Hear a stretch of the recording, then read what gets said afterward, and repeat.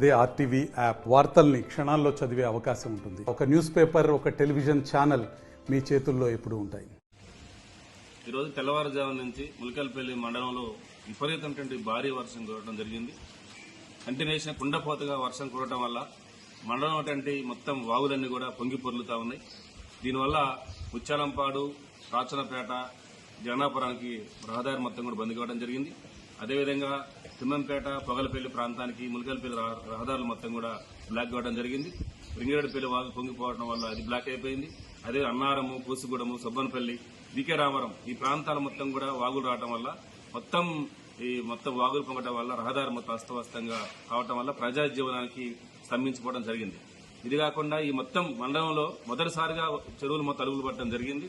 ముఖ్యంగా ములకల్పల్లి మండల కేంద్రంలో గన్నేరు చెరువు అలుగు పట్టడం వల్ల ములకల్పల్లి సాయిబాబుగూడ ప్రాంతం ఉన్నటువంటి మొత్తం కూడా వరి పొలాలు, నాట్లు వేసిన వరి పొలాలు మొత్తం కూడా కొట్టకపోవడం జరిగింది. అదేవిధంగా వికే రామవరము, ముచ్చారంపాడు, పూసుగూడెము, తిమ్మంపేట, పొగలపల్లి, మోరాలగుప్ప, బుకమావడి, జగన్నాపురం ఈ యొక్క చాపరాడపల్లి ఏరియాలో మొత్తం కూడా రైతులందరూ వేసినటువంటి పంట పొలాలు మొత్తం కూడా వరి పొలాలు మొత్తం కొట్టకపోవడం జరిగింది.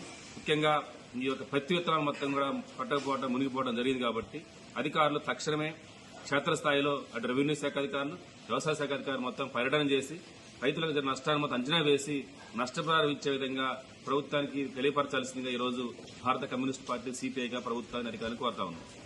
మరిన్ని వీడియోస్ కోసం ఛానల్ ని సబ్స్క్రైబ్ చేయండి. లేటెస్ట్ అప్డేట్స్ కోసం వాట్సాప్ ఛానల్ ని ఫాలో చేయండి. అండ్ లింక్ డిస్క్రిప్షన్ లో ఉంది.